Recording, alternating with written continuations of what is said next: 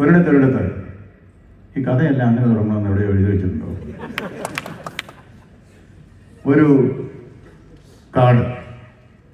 കാട്ടിലെ രാജാവ് സിംഹത്തിന് എല്ലാവർക്കും പേടിയാണ്, ബഹുമാനമാണ്.